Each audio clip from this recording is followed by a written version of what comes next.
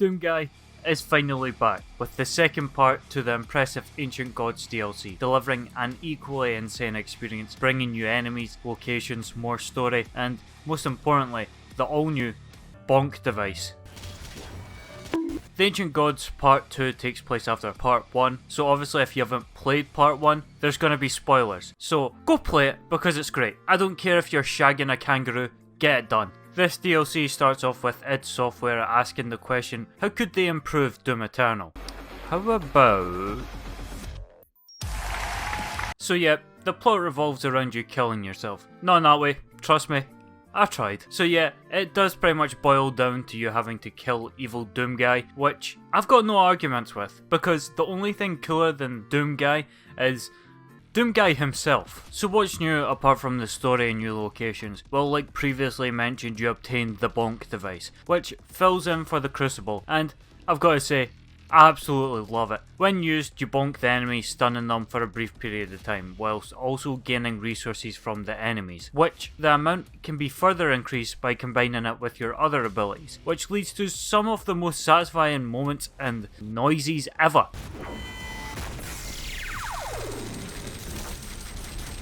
And to be honest, with the insane utility the hammer adds to your kit, it probably ends up being better than the Crucible, both in terms of effectiveness and enjoyability. Rather than using the Crucible on the toughest enemy in the arena, there's a lot more thought and time input behind the hammer. But they also added the Armoured Baron, Sonic the Imp,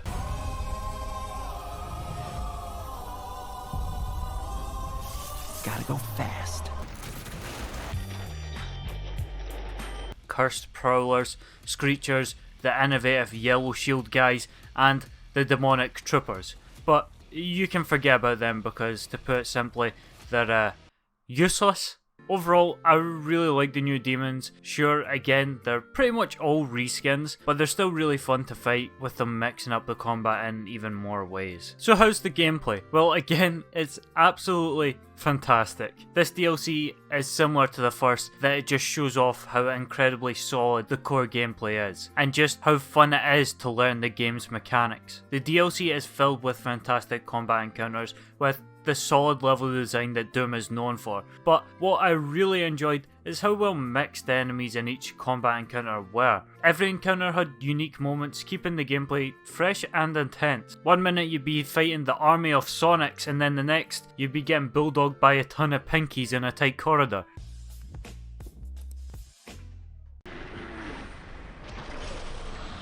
This DLC chucks a ridiculous amount of hard enemies at you, and you won't even really notice because of how much more equipped you are and how much better at the game you will be.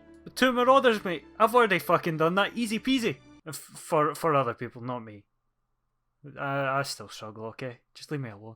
Where people complained about Doom Eternal no longer being that power trip game that you just put on to shut your brain off and kill stuff, well, this DLC is a power trip, and not because the enemies are that much easier than you, but you as a player are so much better. This is the reward for learning the mechanics, and it's infinitely more rewarding. The campaign taught me the basic dance of Doom Eternal, Part 1 made me fully utilise and exploit the weak points of enemies, and Part 2 made sure I use all my abilities, and when it all clicks and you're completing these actions all from muscle memory, destroying rooms full of enemies that you used to struggle with, it is one of the most intense rewarding experiences that a first person shooter can offer. And yeah, I know you gimps were already using your kit properly from the start, but just leave me alone, alright? I'm a slow learner.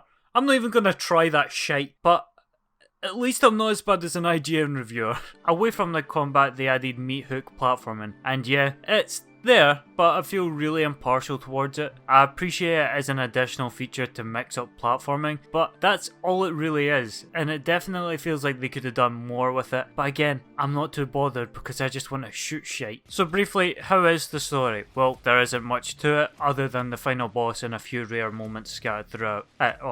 Don't ask about that. It's enjoyable enough and has some nice lore behind it, but the highlights are some of the insane set pieces that are some of the coolest moments I've ever seen in Doom, without a doubt. It wasn't until this DLC that I realised how much I wanted Doom Guy to be half naked, riding a dragon. I don't know how we went from this to this, but I'm not complaining. I do want to say, if you haven't seen the trailer, good, don't watch it. Because I do feel like it spoils some of the coolest moments and kinda sets a false expectation. Because it gives the impression that there's going to be absolutely massive battles, which there are, just not where you are. They do look incredible though, again. Doom Eternal's backdrops are fucking incredible. This DLC is another DLC that provides more of the base game, but with more. It isn't a completely new experience that you're going to find absolutely game-changing things, but it's got enough improvements and new locations and new enemy types to keep it interesting and fun, especially if you already love the core gameplay loop that Doom Eternal offers.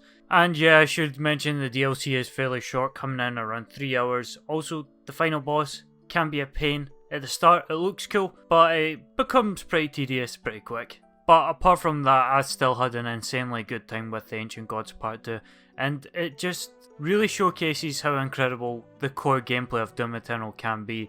And I've got to say, I just really appreciate the monetization of this game. They could have easily slapped it through with microtransactions. For Christ's sake, the skin you get with it would be 20 quid in any other game.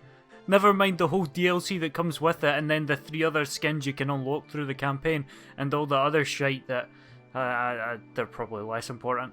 But that's a topic for another day. Overall, I think this is a really fun DLC. If you enjoyed the first one, this is definitely going to be right up your alley once again. If you're looking for an even harder challenge than the first, this isn't going to be it. But if you're looking for an incredibly fun power trip where you can just demolish enemies, apart from the final boss, you're going to have an absolute blast.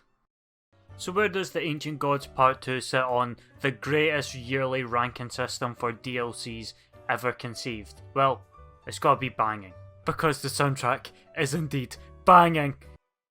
Yeah, it was pretty easy though. Oh fuck, don't look at that!